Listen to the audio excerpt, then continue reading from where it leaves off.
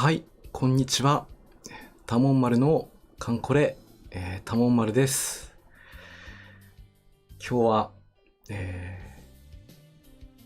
ヒューストン、多国籍艦隊、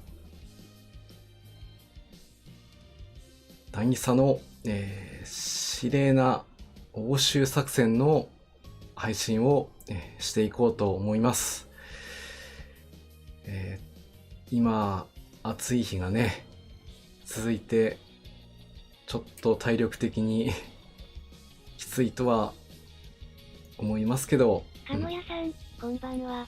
夏は暑いのがね、夏らしいことだと思うので、今日も元気に、やっていきたいと思います。鹿屋さん、井出谷さん、こんばんはです。今日もよろしくお願いします。それとですね、今回だけではないと思うんですけども、いろんな方にね、動画見てもらってるので、ここでね、改めて、タモン丸のカンコレ、タモン丸です。主にね、カンコレ中心で、任務や、イベントの配信等をしております。着任したのが、カンコレのサービスが始まった2013年の、5月上旬頃に、始めました。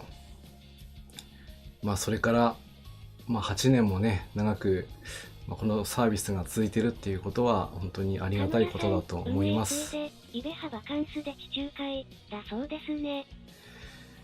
そうですね。夏、去年はいろいろね、大変な大型、イベントがあって、夏とね、秋が合体した非常に長い戦いでしたけどね。今年も、夏はバカンスだといいんですけども、私的には、前回のイベントも、ギリギリでね、攻略したところがあるので、始まる前に十分ね、任務をこなして準備していきたいと思います。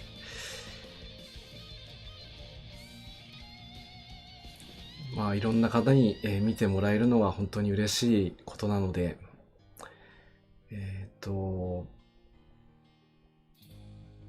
一応私の方でもね、どんな地域の方が見てもらえるのかというのは、見ることが少しですけども見ることできます。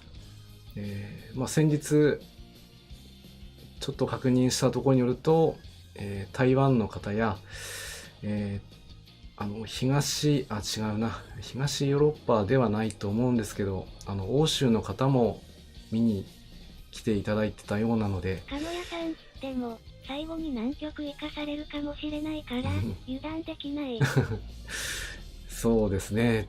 ジャージングじゃないんですけど、砕氷管の性能を発揮して、氷を割っていくなんていうね、任務が、実装されないことを祈りつつやっていきたいですね。いろいろね、言葉のわかるわからないあるとは思いますけど、できるだけ翻訳も使って、動画の方は後から編集はちょっとなかなかできなかったりはしますけど、やれるだけのことはやっていきたいと思っております。あとは、このカンコレっていうね、ゲームのサービスがいつまで続くかはわかりませんけど、終わりまでね、やっていければなと。そこだけはね、ちょっと強調していきたいと思います。はい。それでは、ですね、今日は任務の前にですね、いつも私が使ってるツイッターのことでちょっとね、お話ししようかなと思います。画面の方をね、切り替えたいと思います。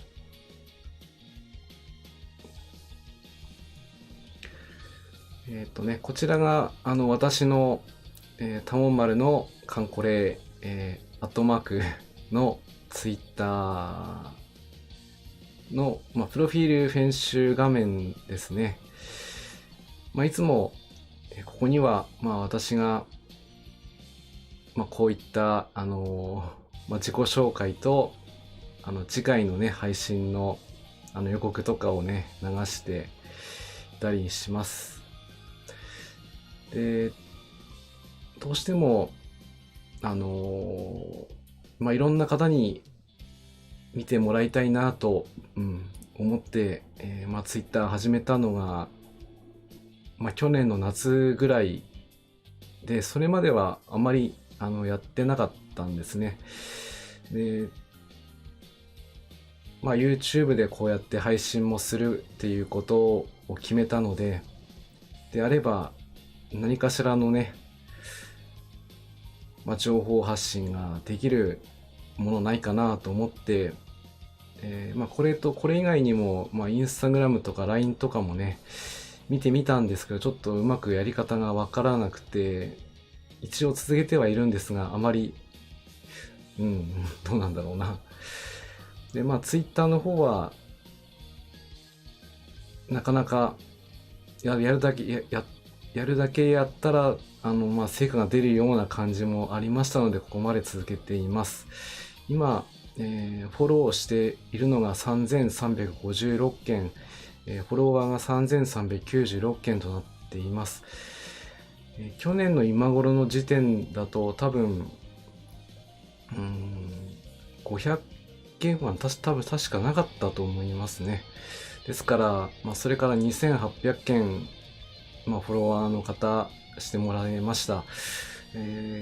これは、なかなか難しいというよりはもう続けてきたことが、この数字になっているわけなんですけども、今日は、簡単ではありますが、普段ツイッターでどんな風にしてるかをちょっとお見せしようかなと思います。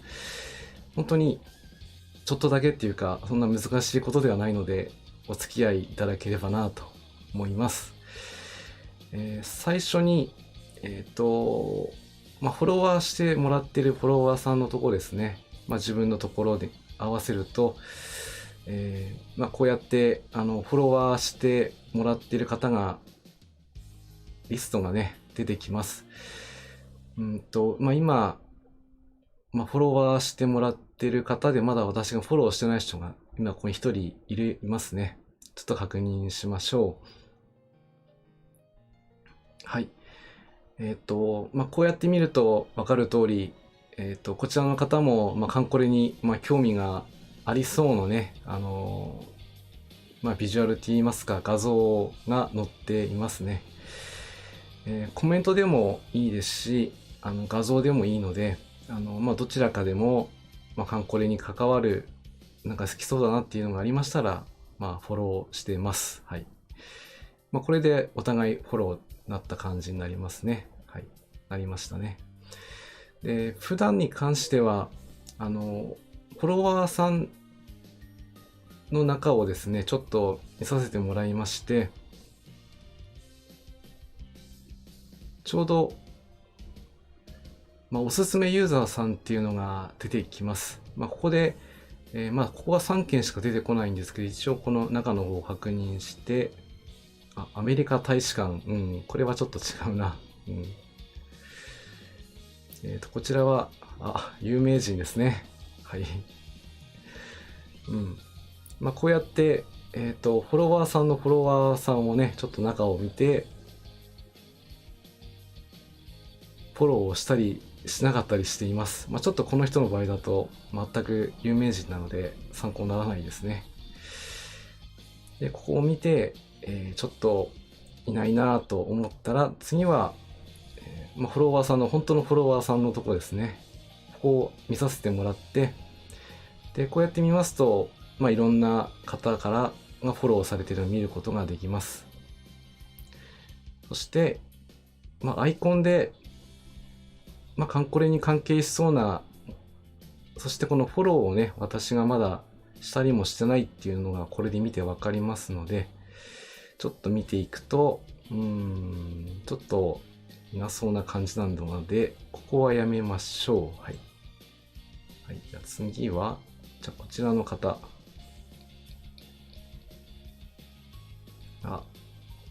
ニノさん、周回3回目で天津風出ました。やったーっていうことでね、喜ばしいことなので、これはちゃんといいねしましょうね。はい。最初のこの人かな、リンゴ提督さんっていう方、今年始めたばかりですっていうことで、先ほど天津風画像で出してましたけど、この方もね、天津風が夢感だっていうことでやってるようですね。はい。ここで、画像と、コメントを見て、良さそうだなと思いましたら、こうやって私の方からフォローしてます。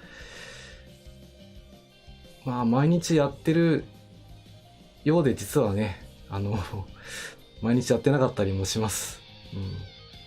なので、こんな感じでね、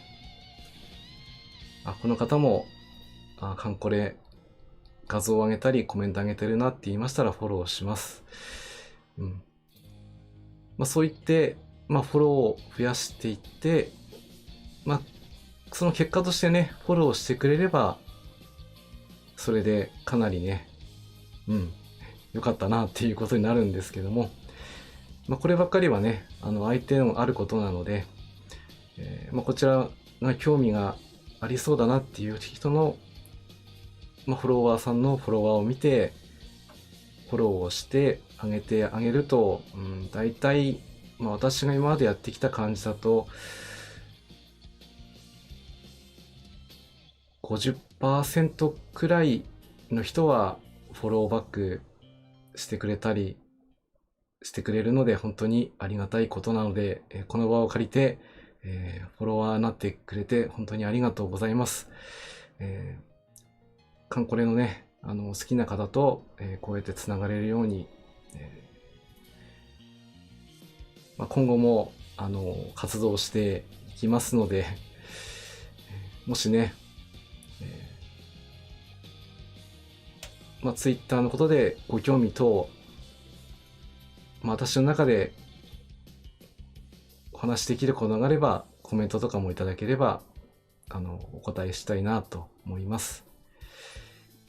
非常に簡単ではありますけど、ツイッターのいつもやってる風景を、見させて出してみました。はい。それでは、今日の任務の方に入っていきたいと思います。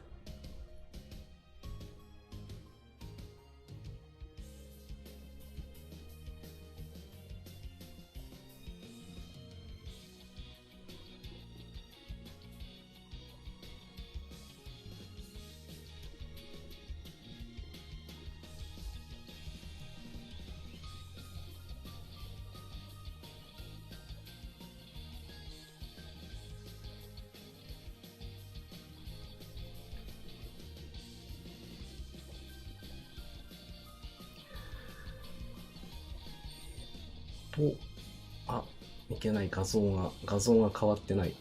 すいません。ちょっとゲーム画面ではなくて、最初の今日の任務の、簡単にご説明ですね。夏季限定、前回の渚のマーメイド作戦からの、続きの作戦になります。渚のシレーナ欧州作戦となります。駆逐艦マエストラレ、グレカーレ、リベッチオ、シロコ、レーベ、マックス、フレッチャー、ジョンストン、サムエルバー・ロバート、リシュリュー、コマンダンテスとリットリオ、U511、ヒューストン、ゴトランドから5隻。で、プラス自由枠っていうことでね、かなり、限定的な選ばれ方がされてますね。イタリアいるのになぜかローマがいないっていうのも何かしらのつながりがあるのかちょっとわからないんですけども、結構、揃ってる人でしたら、まあまあ、戦力的にはね、問題ないと思うんですけど、これで下のね、4の1、4の3、4の4を各2回勝利達成ということなので、やっぱりヒューストンがいるといないとではね、艦隊編成がかなり制限されてしまうっていうのがちょっと困ったところかなとは思うんですけども、今日は、このジャム島沖の方は攻略もしてまして、ローマ、水着ないからでしょう。ローマ水着ないからか、なるほど。納得しました。そういうつながりでしたが、確かに言われてみれば、水着みんな着てますもんね。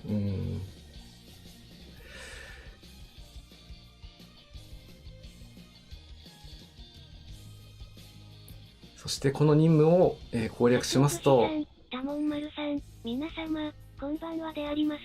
姿勢交番カタパルトを取っていきたいと思っております。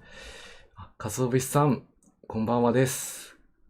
今日もね、見に来てくれてありがとうございます。これから、出撃していきたいと思います。かのやさん、かわいそうだけど。いやー、なかなか、こればっかりはね、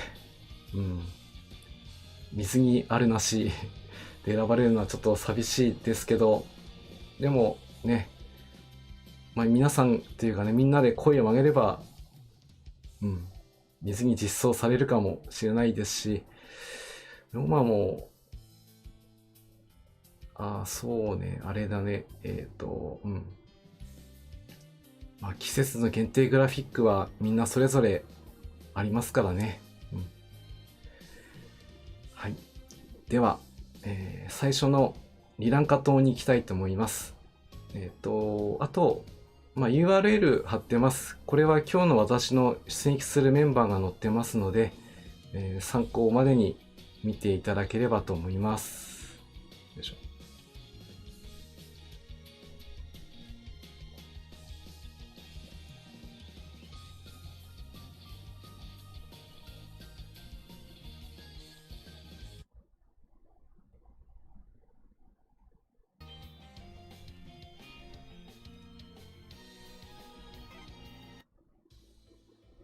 かのやさん、しかし、これだと新規算定特派、難しいかと。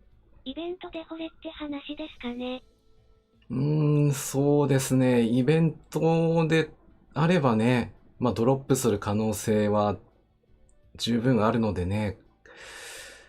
ただ通常海域でってなりますと、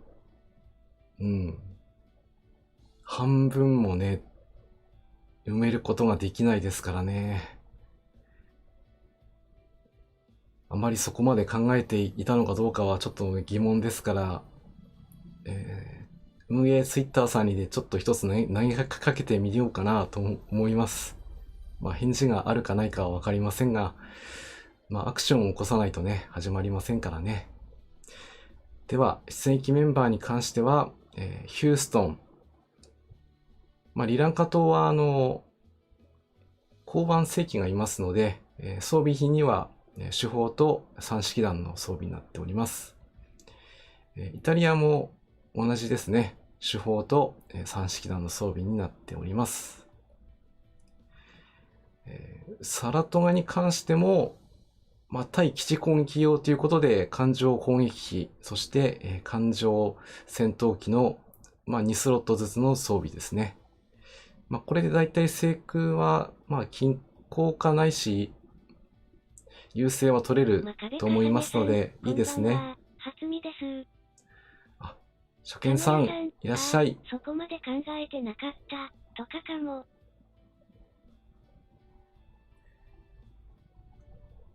初見さん、ありがとうございます。見に来ていただいてありがとうございます。今日はね、こんな感じで、出撃メンバーの今、編成をやっておりますので、ゆっくりしていってください。あとね、夜だからといって油断すると、危ないので、水分補給は忘れずに行きましょう。はい、そしてコマンダンテスト、通常戦闘を、予定しているので、手法と、あとは艦上爆撃機、艦上ではないな、水上爆撃機の生成欄を入れております。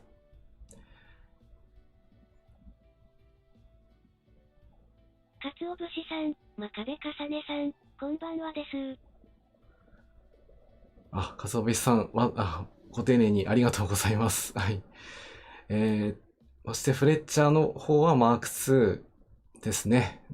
この子については説明するところが本当にないくらい完璧なんですけど、一応対空と、一応対艦装備ということで手法と電弾装備になっております。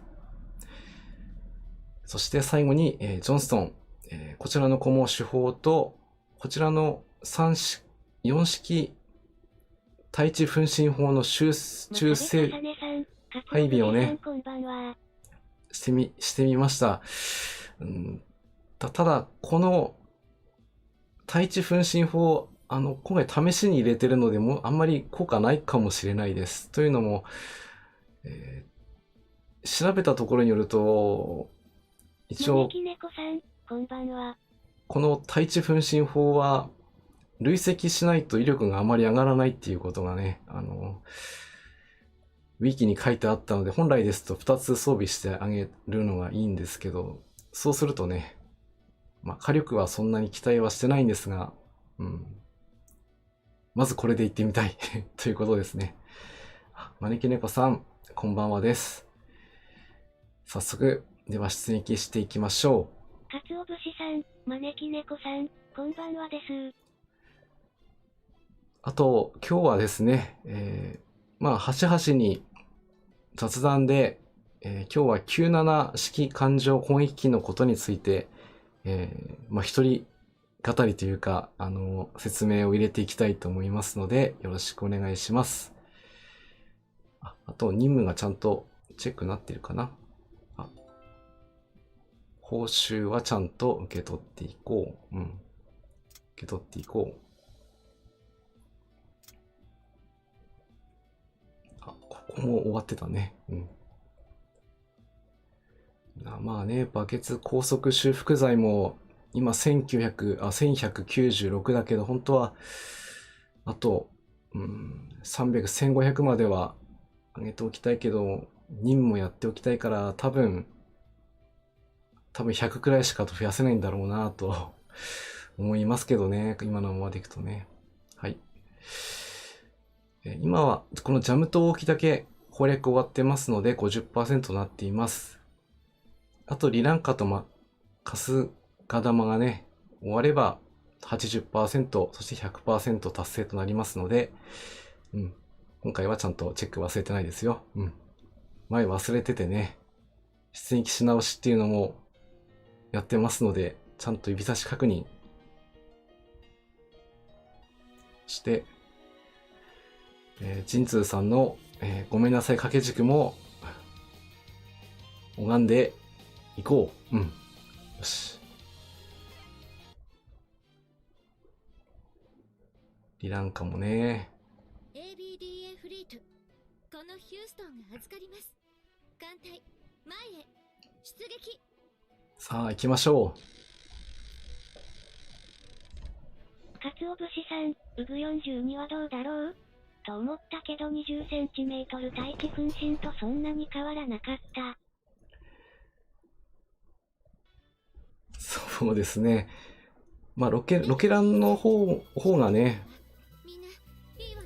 確実にダメージが出やすいので、そちらもね、きちんと装備してあげればいいのかなっていうふうに思います。どちらかというと、ダイハツ、戦車中隊と、あとは、上車ですね。この3つ組み合わせた感じの対地攻撃の威力はもうただごとじゃないので、でも、それやらないとね、離島世紀クラスになってくると、ワンパンでは倒せないですから、まあ、駆逐艦、もしくは軽巡洋艦に乗せられる子2人ね、いないときついですね。まあ、前回イベントでいくと、E4 の集積地、あそこのね、敵倒すのがね、処理だったんで結構きつかったですね。作ってない。ウグでいいか提督矢印。まあ、私も集中配備一つは作ってみたものの、もう一個作るとなるとまた労力がね、かかるってことでちょっとやめてますけど、まだまだね、情報の方が出揃ってからでも、多分ロケランがあれば、十分戦えると思います。大丈夫だと思いますよ。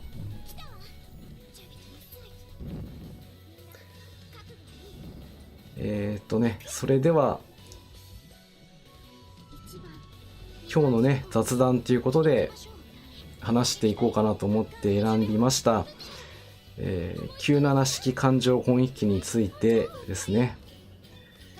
日本海軍初となる全金属製の低翼単用の機体として誕生しました。97式艦上攻撃機。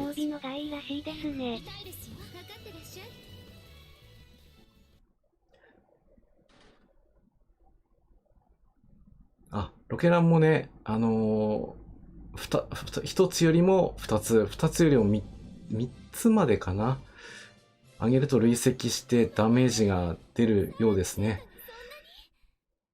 軽巡ですと、まあ、最近はね、4スロットの軽巡洋艦も増えてきたので、もう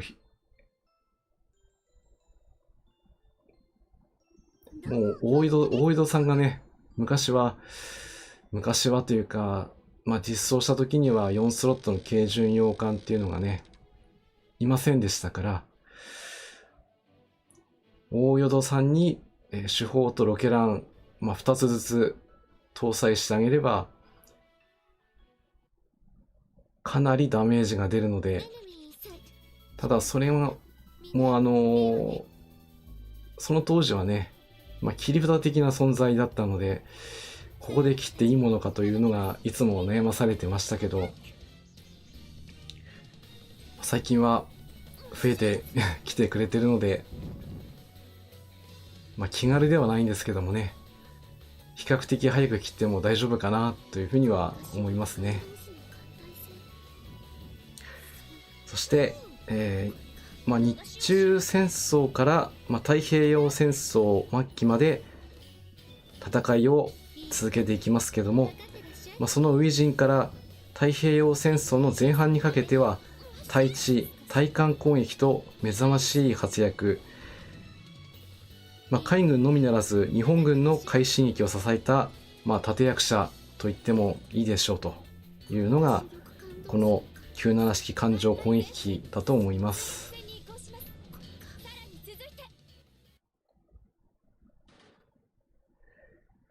まあ、初陣からね、もう活躍をずっと続けていたわけなんですけども、その最初は昭和12年、1937年ですね。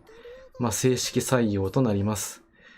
翌年の昭和13年の春頃からは、まあ、海軍のね、館山に配備されて、まあ、実用試験を重ねて訓練が開始されました。よろしくお願いいたします。ゆらさん、よろしくね。また新任務がありますから、その時、力を存分に見せてもらえればな、というふうに思います。そして、その同じ年の9月初めに、まあ、中国大陸の中部に展開する第12航空隊の艦攻隊に、この97式艦攻が機種変更されます。この艦攻隊の分隊長として、まあ、私たちもよく力をね貸してもらってます。雷撃の神様と呼ばれました村田大尉ですね。まあ、以前のこの前が96式艦上攻撃機よりもね、約90キロもスピードが出るということでしたから、まあ、非常に、まあ、本機が実装されたことを喜んだそうです。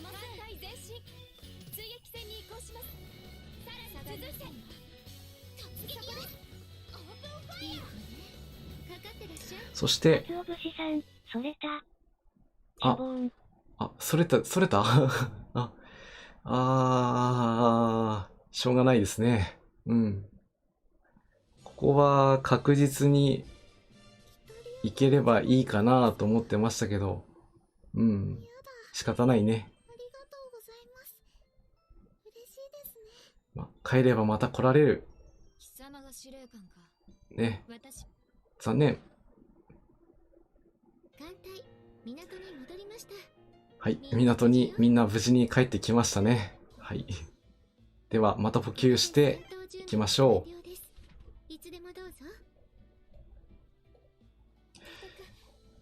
まあ、リランカ島の戦いは、まあ私にとってはね、申し訳ありません。まあ絶対に忘れることができない海域でもあります。でもすみません。鹿屋さん、確か固定できなかったでしたか？少しだけ休みます。そうなんですね。ボス前だけが固定できないんですけど、それでも鰹節さん、96艦80%装備と同じで服用機ですものね。鰹節さん、さすが詳しいですね。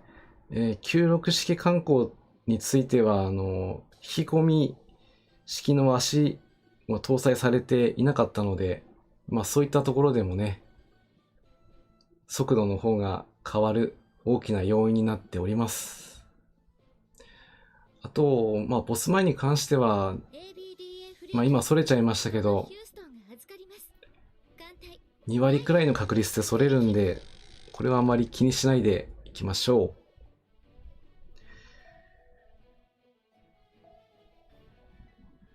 そして、この97艦砲を加えた村田隊長ですね。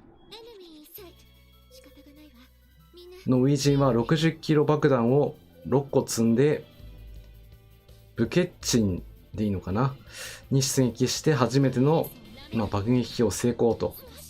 以後、大陸各地に出撃を重ね、第14航空隊、空母、蒼龍、飛龍の艦載機も作戦に加わっていきますが、次第に、蒋介石政権がね、大陸内部にどんどん行っちゃいましたんで、航続距離の問題がありましたから、その年の、後半はあまり出撃することがなくなりまして、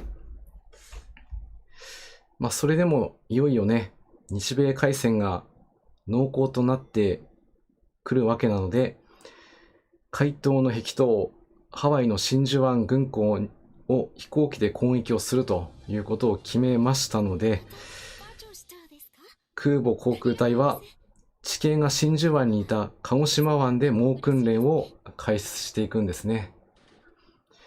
超低空で飛ぶ97式艦砲、すごいですね。写真とかで残ってたりするのもあったりするのかな。本当に、なんでしょうね。低空で10メートルよりもね、低空で飛んでるということなので、非常に、普通でしたら危ないというか失速して落ちるとこなんですけども、それを、実現するための猛訓練をしていきます。その甲斐もありまして、暗夜の飛行も可能になったと。ですから、この当時では考えられない夜間飛行が可能だったというほどまでに技量が上がっていきます。ついに、そして迎えた昭和16年の12月8日、第一航空艦隊の空母6隻から第一次攻撃隊が出撃。そのうち97艦砲は赤城、加賀、蒼龍、飛龍に搭載された89機、これの約半分の40機を村田少佐率いる雷撃隊、残り49機が水平爆撃隊ということでね、出撃をしていきます。両隊は猛訓練の成果を遺憾なく発揮していきます。雷撃隊の命中率は約 55% を記録して、水平爆撃隊も 27% とも伝えられています。この当時の目測というかね、訓練でここまで上げてきたということですから、大変なものだと思います。標的も白紙中とはいえ、日本海軍初の雷撃ですからね、爆撃機も効果があるものの、米太平洋艦隊の戦艦軍を壊滅状態に追い込むことができました。続く小核、髄核の所属する水平爆撃隊54機もその後出撃。2度にわたる攻撃で失われた97艦砲はこの時は5隻。なぜか加賀さんのね、艦載機だけだったっていうのがちょっとねえっていうところなんですよね。鹿屋さん、真珠湾の水深が浅かったので、航空魚雷も深い深度で構想させることができなかったそうですね。そうなんですよね。そこも今からね、ちょっと話そうかと思ってたところなんですけど、その前に、開戦初日は同日、フィリピン方面でも97艦砲が活躍しています。こちらは空母龍城からの搭載された13機の艦上、97艦砲と、96式艦上戦闘機。こちらがミンダナオ、ダバオの飛行場とマララグ湾の飛行艇基地を攻撃。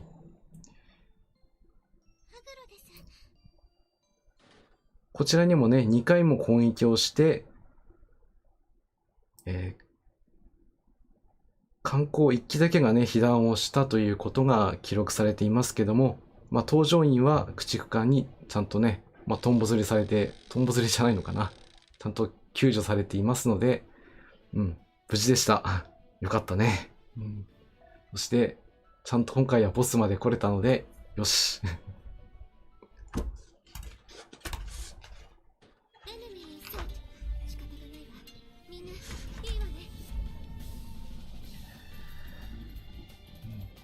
そして、先ほどの真珠湾の爆撃についてなんですが、こちらについては、実は一度だけ使用された秘密兵器というのがあります。その名も99式80番5号爆弾と呼ばれるもので、こちらは水平爆撃をした先ほどの第一次攻撃隊49機の艦上攻撃97艦砲隊が持っていたもので、こちらは戦艦長門の40センチ手砲弾を改造して150ミリの鋼板を貫通できる鉄鋼弾として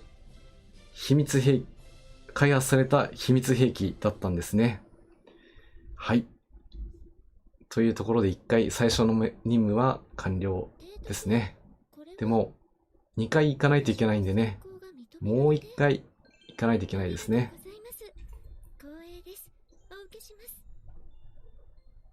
お、そうさん、いいですね。この時期は本当に水着キャラ多くなってるんでね。はい。ではまた2回目出撃をしていきたいので、今回はイタリアだけか。やるな。かつお節さん、S 勝利おめめ。エスコメありがとうございます。鹿屋さん、パチパチパチ。では続けて2回目行ってみたいと思います。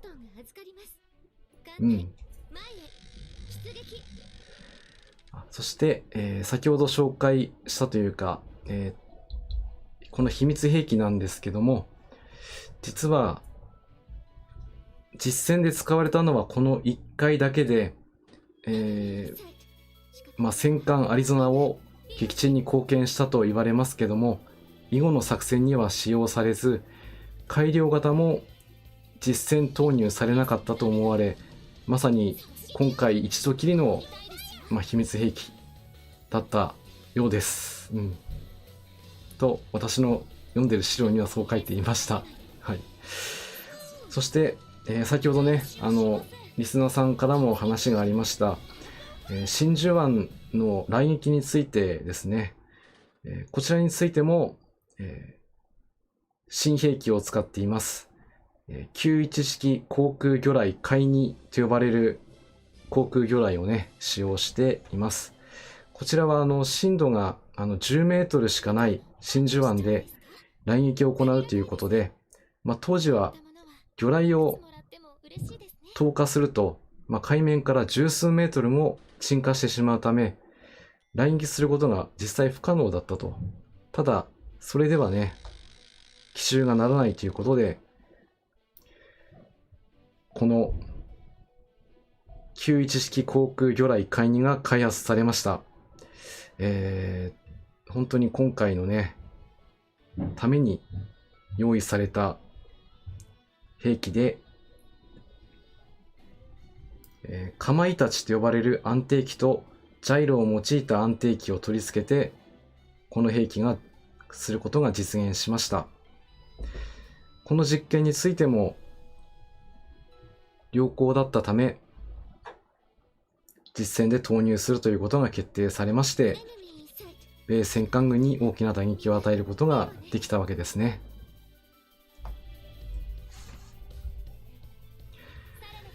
そして龍城艦攻隊の戦い、小型空母龍城の艦攻隊の秘めたる活躍ということで、真珠湾に目が行きがちなんですけど、同時期のこのタイミングでね、龍城97式艦攻隊は、活躍をします。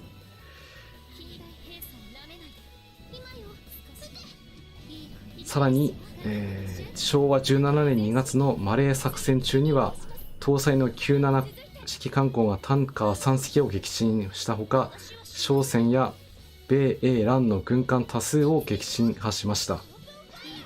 4月のインド洋作戦でも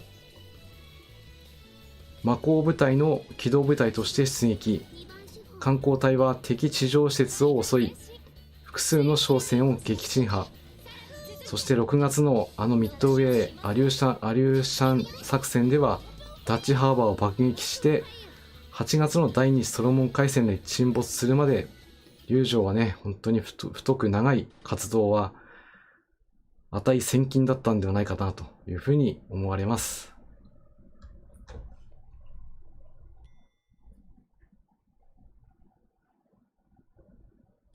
よし、ちょっとルートがね今回は下側に来ちゃったけど大丈夫かな。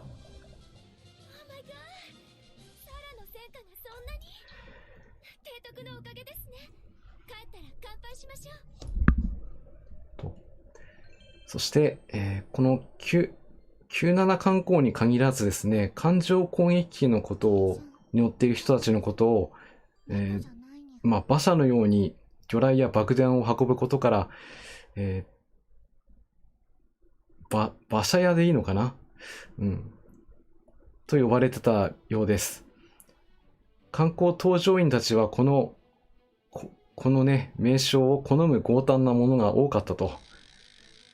先に話しました村田少佐も、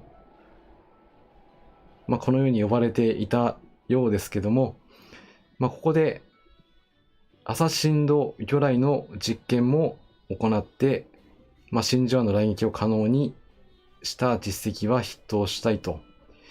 そして村田少佐の部下で、97艦攻の初陣で出撃した森少尉という方がね、真珠湾攻撃で分隊長が目測を誤ると雷撃をやり直すように指示をしたというね、冷静な判断をしたようです。ただこの森少尉もね、戦争中に右手首を失う負傷を負ってしまいましたけども、まあ、無事に生き残って、まあ、戦後はまあ、馬車屋を経営していたという逸話があります。追撃戦に移行します。さらに続いて近代チェイスを舐めないで。少し痛いですよ。逃しはしません。いい子ね。かかってらっしゃい。あれ、もしかしてまたそれちゃったかな。イ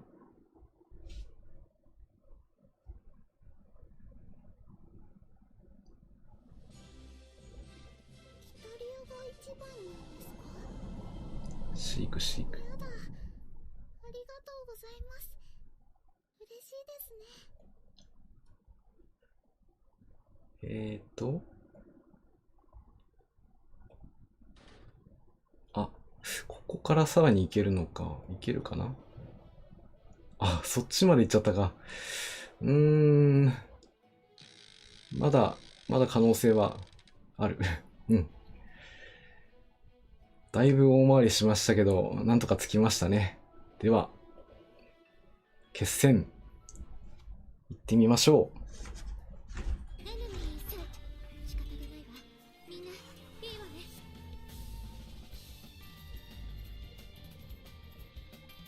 行きます。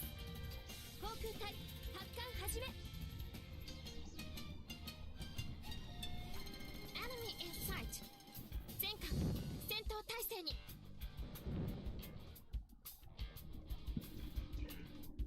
今回は道中の戦闘がいつもよりも一戦多いので、やだ。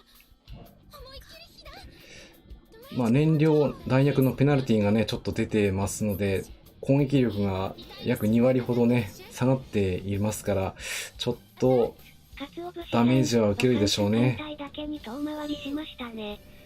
そうですね、ちょっとバカンスしちゃいましたけども、まあ、ボスまでたどり着ければ一番問題なしということで、まあ、三式弾、今よ。対地用のね、分身法も活躍しました。はい。そして2回目の決勝利ですね。これは私の選考が認められてありがとうございます。光栄です。お受けします。さあ、今回は、僕があーさ最上ですね。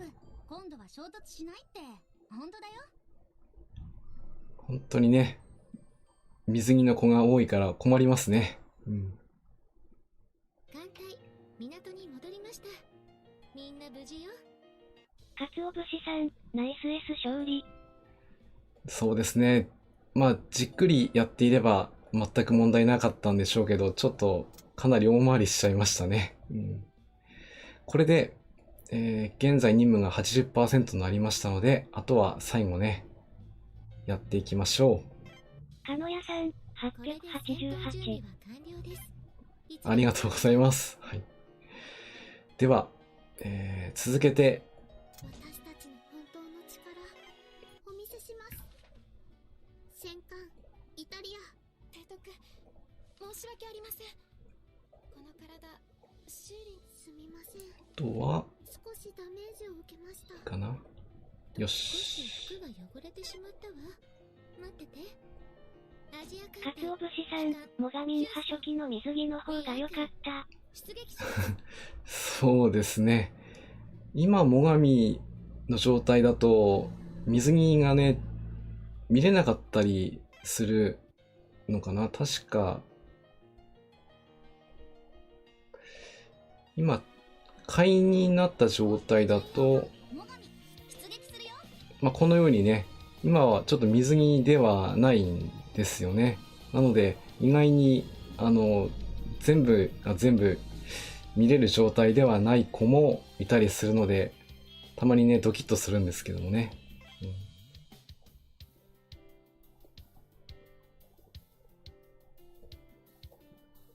アジア艦隊旗艦ヒューストン We Anchor 出撃します。そして今回は、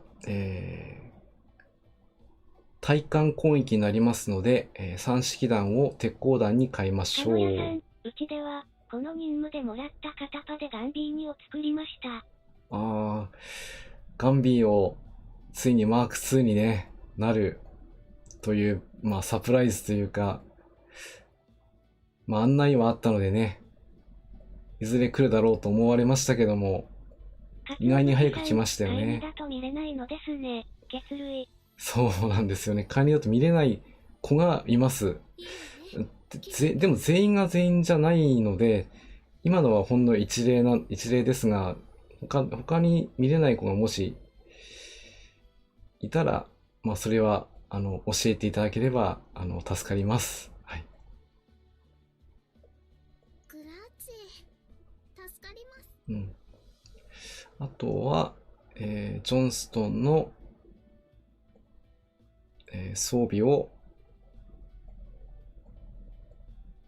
こちらの水中ソナーですね、変更して、いいかな。いいんじゃない？はい、今回の任務には、UFO が出撃します。今ね、雑談で話してました97観光の、夜間戦闘機バージョン。一応ね、ステータスもこれで火力と対戦が若干ですけども向上するので、私の中の航空隊でもかなり連動が高い部類ですね。回収もね、9まで上げちゃったりして。あとは、これはもう趣味で使っているところはありますけど、零式艦上艦船52型の熟練、そして、21型の熟練ですね。川風も海2だと水着モードなかった記憶。川風も、ないか。海風の場合は、両方あったりしてたんですけど、川風は、そうですね。ちょっと見てみましょうか。提督、落ち着きがないようです。どうされましたか？ ABDA コマンドでの作戦会議ですか？川風。対白露型駆逐艦川風出るぜ。ついてきな。そう対白露型だよ。バランスいい体だろう。そうですね。今、解任の状態だと解任のまんまですね。この状態で、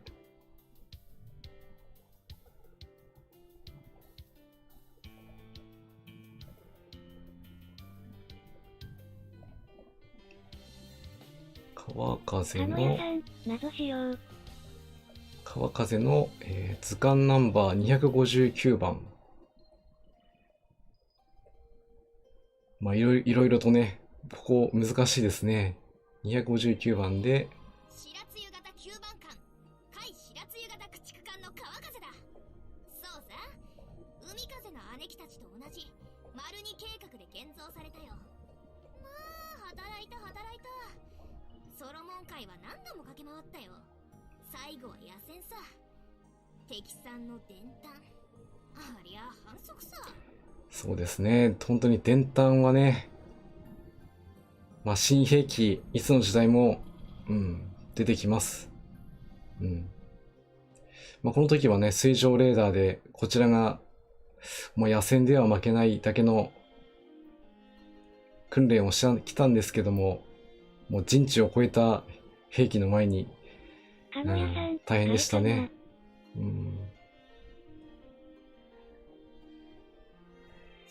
こちらの貝の方かな。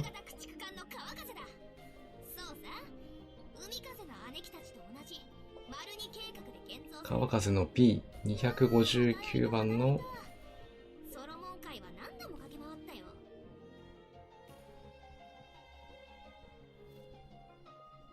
よ。もしかして水着は、はい。こちらの方が、やっぱ、でもこちらの方は、やっぱりね、こんな感じで、あったりなかったりしますね。作戦終了。報告見るかな。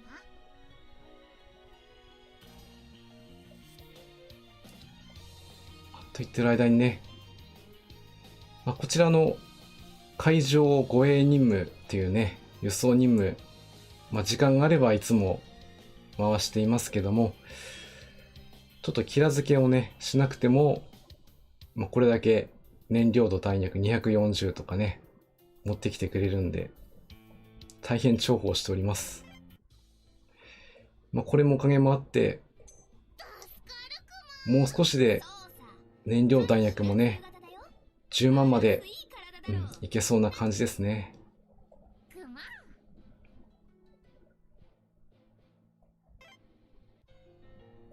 かつお節さん、うちも川風会にしかいないので水着も出が見れない。それはなんとも、これは謎仕様ということにしていきましょう。これも、いいか、こちらの方は。はい。はい。で、編成の方に戻ってきました。劉邦の介入の方には、観光と艦船ですね。2スロットずつ積んでいきます。そして、ゴトランドですね。こちらも、対艦攻撃と、一応支援としてね、水上爆撃機体を装備していきます。フレッチャーと、ジョンソンはそのまんまではないんですけども、主砲と電弾、ソナーということでフォローに入っていきましょう。それでは以上6名で、出撃していきたいと思います。少し大変。しっかり行きましょう。ABDA フリート、このヒューストンが預かります。艦隊、前へ出撃。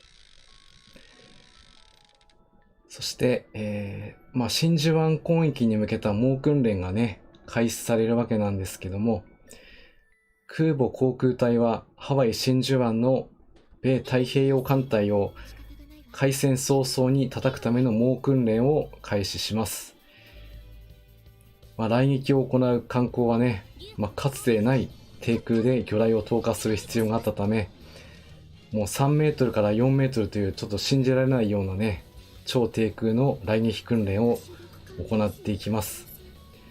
高度計は10メートル以下がないため、超低空で飛行する97艦砲に、漁船ですね。それに引っかかってしまうということもあったらしいです。ちょっと信じられないくらいですね。で、ここで、司令官を務めたのが、第二航空戦隊司令官、はい。私が、尊敬してやまない山口多門少将でして、この時の、猛訓練を指導したため、人殺し多門と称されたのは、これは、名誉な、呼ばれ方じゃないかなと私的には思ってます。はい。悪天候の日も、飛行機体は8000セシアということの問い合わせでは猛訓練を続けていたということで、こういった訓練のおかげで安陽の飛行も可能になったわけですから、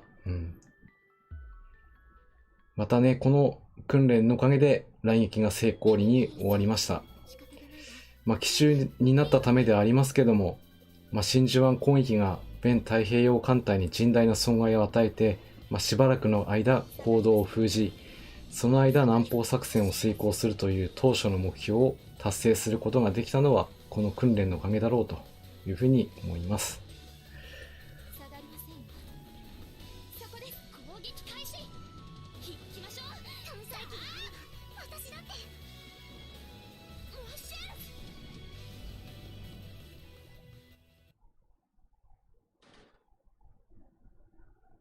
そして、もう一つね、エピソードなんですけども、こちらは、命がけの献身、帰らぬ偵察機ということで、史上初めて空母対決となった、珊瑚海海戦ではですね、初日から日米双方の索敵や見張りの齟齬があって、お互い発見することができなかったんですね。そこで2日目からは早朝から索敵を行い、昇格の、菅野兵総長の97艦砲がついに発見、米機動部隊をですね。本来であればこのまま母艦に帰投するところなんですけども、ここで、我誘導すということで、燃料がもう切れるのを分かっていて、そのまま敵艦隊上空まで攻撃隊を誘導し、そしてついに、帰ることができなくなってしまいました。この時一緒に乗っていたのは合計です。菅野機長を含め、後藤さん、こちらの方は操縦士ですね。そして通信士の、岸田さんですね。両一等飛行兵装ら3人が、帰らぬ偵察機として題したレコードが発売、後にされたそうです。本当にね。そう分かっていて行ったわけですから、大変なものです。その命がけの索敵によって、攻撃隊の攻撃が、米空母レキシントンに殺到、多数の魚雷を叩き込むことに成功します。ということでね、非常に私どものこのカンコレの中であれば、サイユンというね、非常に優秀な偵察機があるわけなんですけども、この当時はまだ専用の偵察機というのが存在していなかったので、97艦砲がよく偵察機で使われてはいたんですけども、このように帰ることができない、できなかった、帰れるけど帰れなかったということもね、少なくなかったということだそうです。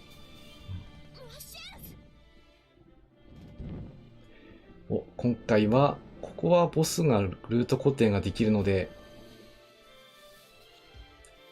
叩けますね。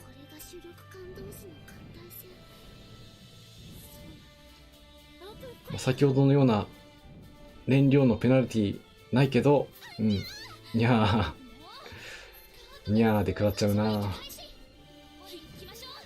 わー。さすがは相手に戦艦クラスいるとね、ダメージ大きいね。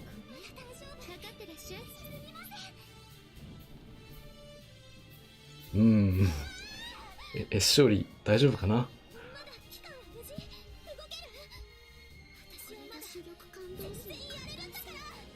よし、機関は落とした。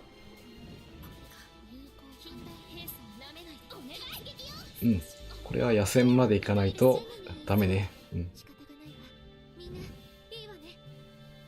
はい、このまま野戦に突入。はい。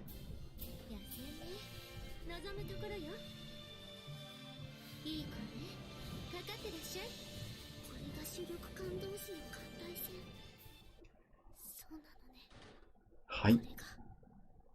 これでまずは1回目で勝利取れましたね。艦隊はだいぶ被害受けちゃいましたけど。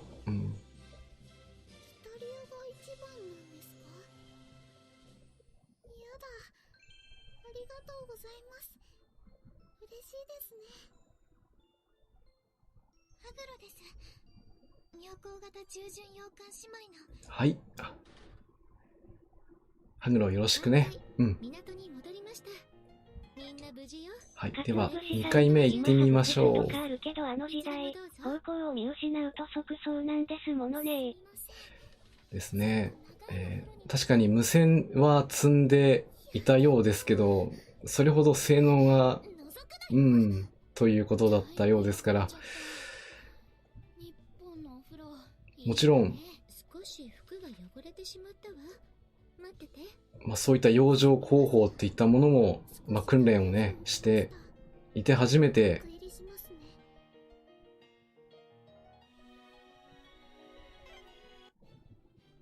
飛んでいくことができるわけなんですけども、それがね、後に一つ問題になったといいますか、対戦、後期になると、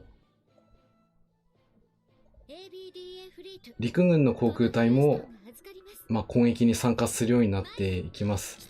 ですが、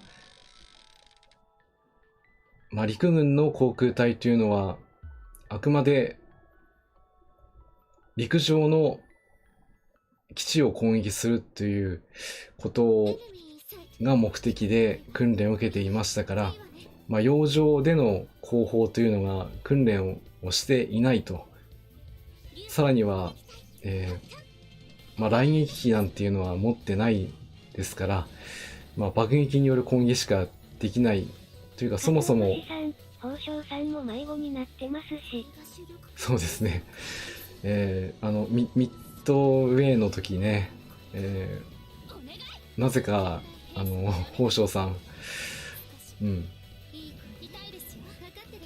あの時も無線封鎖していましたからね、自分から位置を発信するわけにもいかず、ヒヤヒヤだったと思うんですけど、無事に発見されていますからよかったです。はい、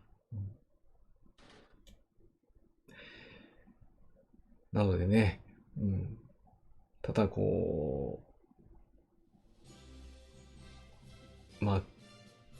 経験とかね、数とかね、確かに、数字の上ではいたんですけどね。航空隊などでは、信頼度の低い無線を下ろして機体の軽量化してたパイロットもいたようですね。ああ、なるほど。もう、無線機よりも、もう自分の、技量で乗り切るということもね、必要に応じてやっていたということですね。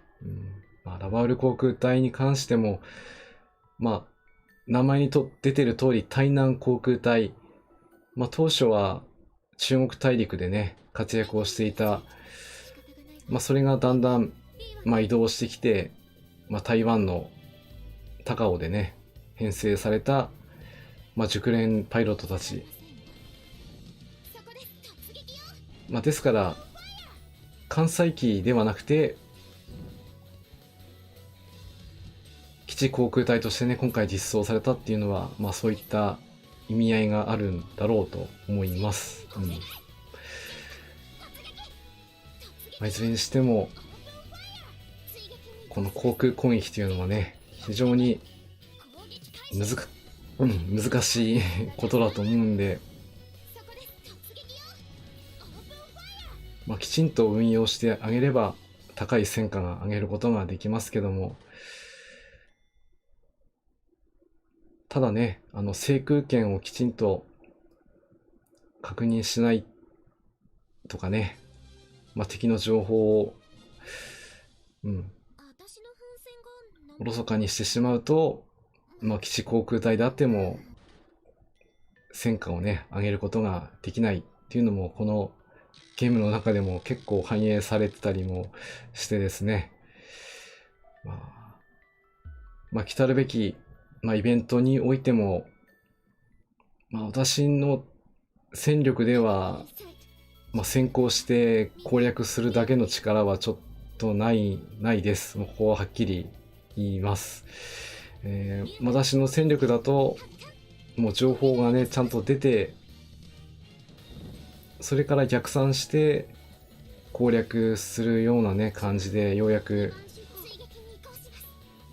イベント完走できるレベルなので、それにおいてもね、きちんとした、情報、そして戦力ですね。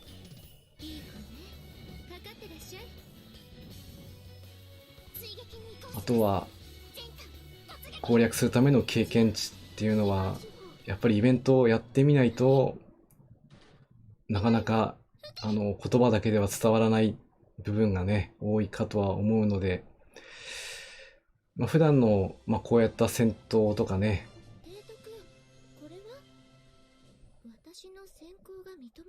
監修、今回ですとかなり絞られたね、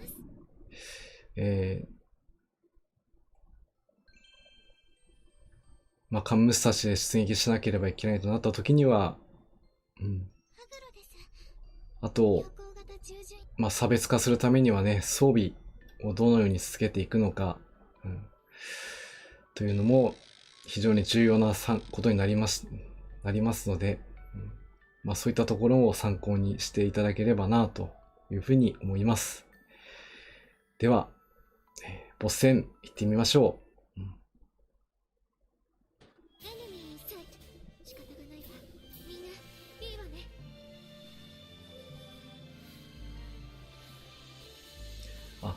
あとそうですね、今日、まあ、雑談として97環状攻撃機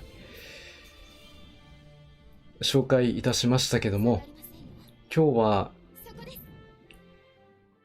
まあ、このカンコレに実装されている、この97観光の中の、装備品ですね。それを今日一つ回収してきます。それが何かは、番組の後半というかね、もう間もなくですけどもお見せしたいと思いますので、お楽しみに。何が回収されるんだろうなぁと。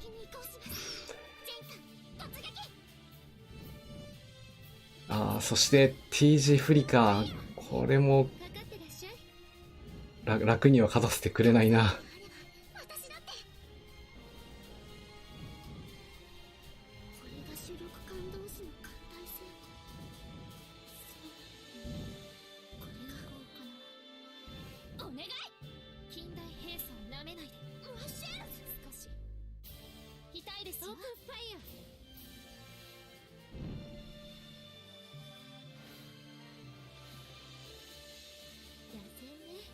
望むところよ。いい子ね。かかってらっしゃい。これが主力艦同士の艦隊戦。そうなのね。これが。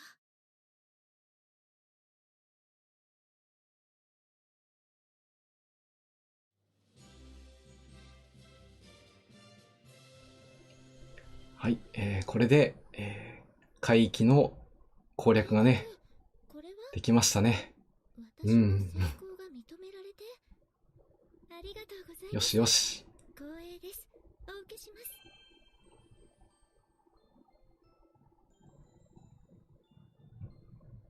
はじめまして。利根型2番艦、ちくまと申します。はい、ちくまさん、よろしくお願いします。かつお節さん、12cm 単装砲を 12cm 単装砲買いにするのですね。震え声。改装する装備についてですね。いやー、さすがにその装備ではないです。ごめんなさい。まず最初に任務の方がね、完了しましたので、こちらの任務の受領にしていきたいと思います。夏季限定渚のシレーナ応酬作戦、完了になりました。では達成したので、いただいていきます。最初の報酬については、ここは回収ネジ、5ついただいていきます。そして、報酬任務の選択可能な設計図とカタパルトは、はい、カタパルトを選び寄せてください。はい。鋼材、防気サイト2000、回収資材が5つ。そして、昇格、追格要請の姿勢交番カタパルトですね。取れました。はい。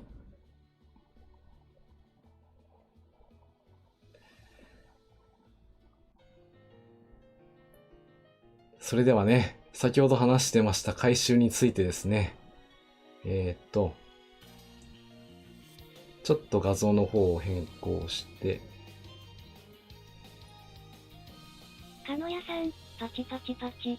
ありがとうございます。無事にね、任務の方も攻略できました。ですね、回収するのはですね、こちらの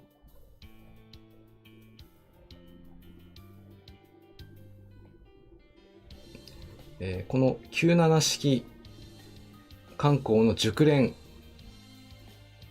をかつお節さん、ワクワク。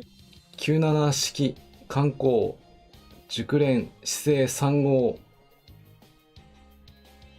母型、つまり、夜間戦闘機の熟練に改修します。これにするには、97艦口熟練をマックスまで上げて、さらに97艦口の先ほどね、劉邦海任が装備してましたこの子を改修資材として、さらに航空並走資材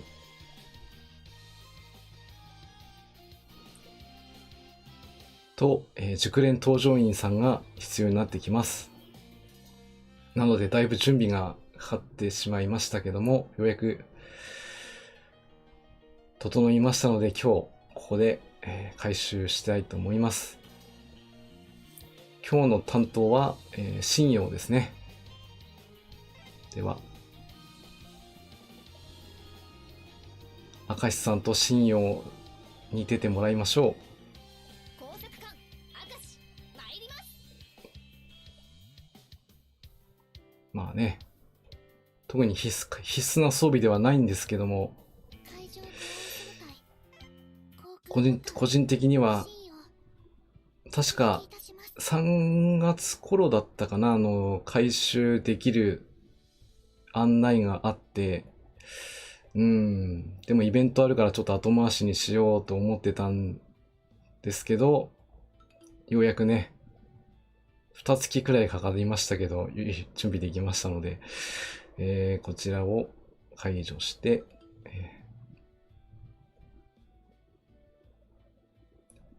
搭乗員さん、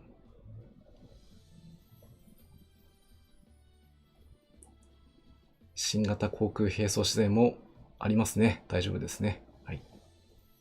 では、回収します。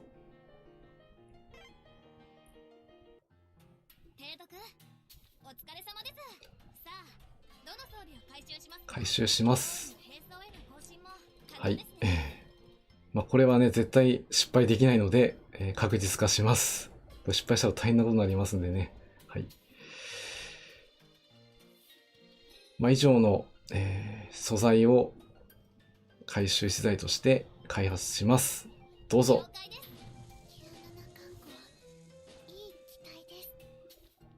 磨けばまだ戦えます。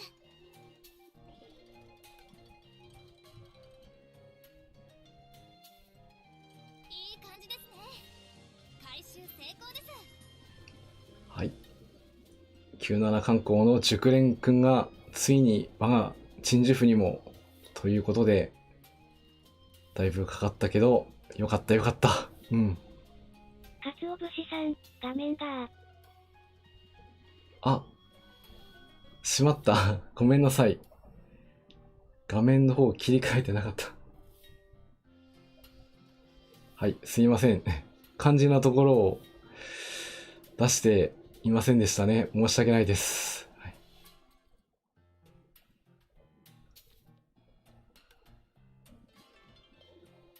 音楽だけ流されてもね、それは困りますよね。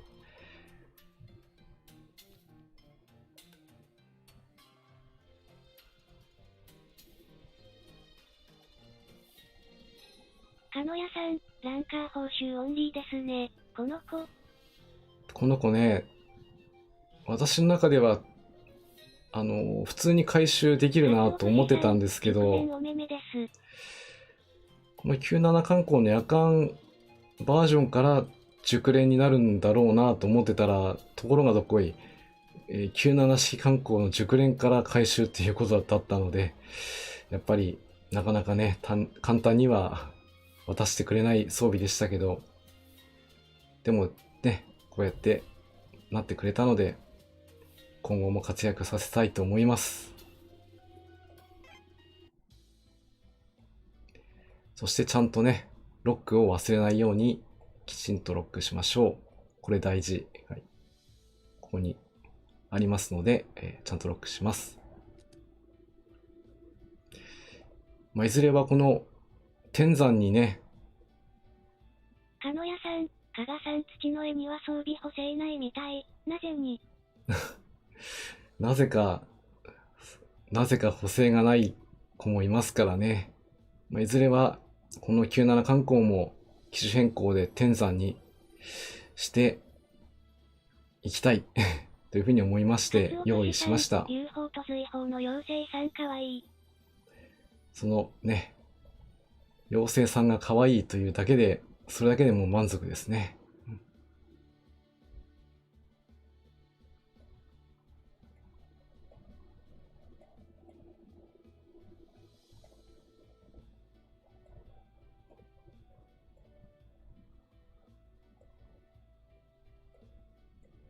よいしょ。はい。ということで、本日の出撃関連はこれで終了ということになります。それではね、いつもやっているあのコーナー、今日は何の日のコーナーを今日も行うんですけども、今日は、ちょっといつもと違うものを紹介したいと思います。ちょっと用意しますので少々お待ちください。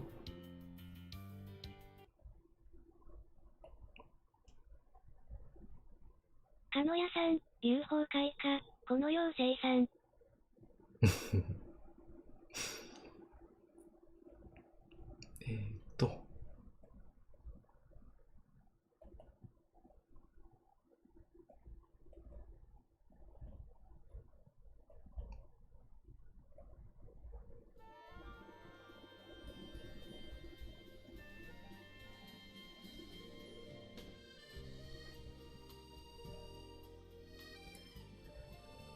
えっとそしたら、まずは画面を変えないとね。はい。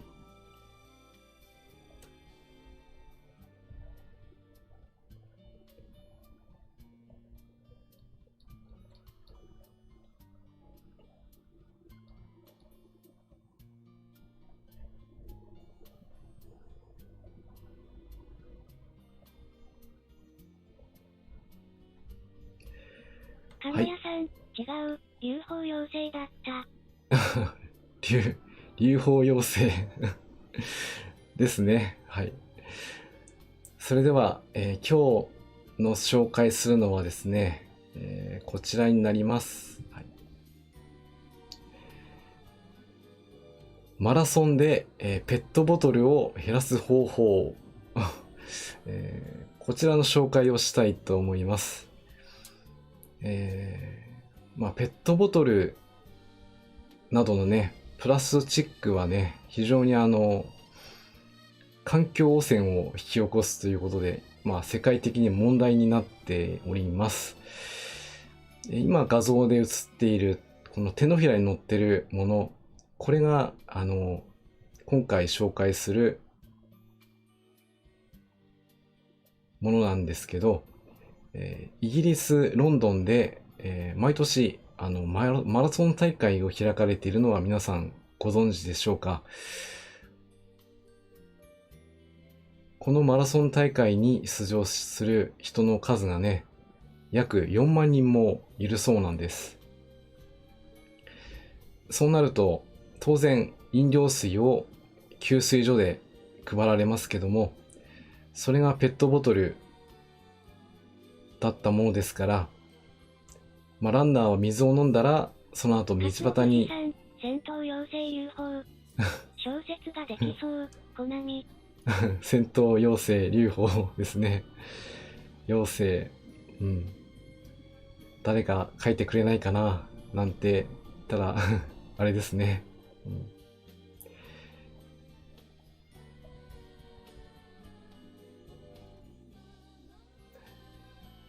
そういったマラソン大会でね、ペットボトルがそのまま捨ててゴミになってしまうということが挙げられます。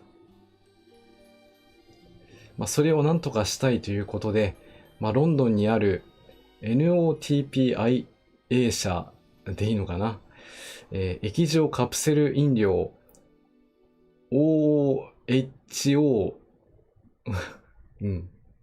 ちょっと読み方よくわかんないんですけどもね。まあ、こういったものを開発したそうです。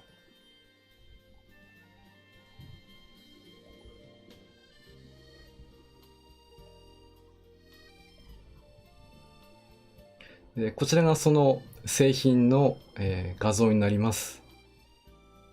綺麗な結晶体のように見えますけども、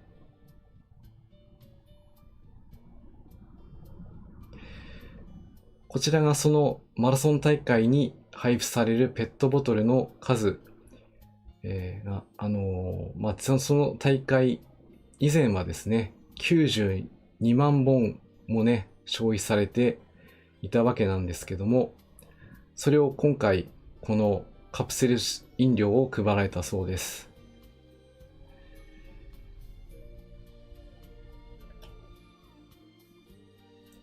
このカプセル飲料の外側を覆うものはプニプニした手触りの透明なソフトカプセルなんだそうです。素材も、鰹節さん、ゼリーっぽい。そうなんです。食材で、素材がですね、植物や海藻から抽出した成分で作られているそうなんですね。ですから、中の水を飲んで、このカプセルをそのまま食べることができる。もちろん、植物や海藻ですから体に害はありません。また、中の水だけを飲んでカプセルをそのまま捨てたとしても、1ヶ月ぐらいで自然に分解されるため、環境汚染も心配もないということで、このロンドンマラソンでは普通のペットボトルとは別のこのカプセル飲料を3万個配給したことで、20万本ものペットボトルを削減することができたそうです。まあ、かのやさん、はあ、なるほど。なかなかこういった初めての試みでしたからね、まあ全部が全部やるわけにはできなかったんですけども、まあ実験ということも兼ねてね、削減することができたそうです。まあ、ちなみにカプセルの中身に入れる液体は水ではなくても、ケチャップとかマヨネーズといったようなね、ものでもできるそうなので、まあ、今後はプラスチック容器に代わる素材として期待をされています。まだね、量産体制完全ではないので、私たちの生活に出てくるのはまだまだ先のお話かもしれないんですけど、今日はこちらのマラソンでペットボトルを減らす方法というのをちょっと紹介させていただきました。はい、いかがでしたでしょうか。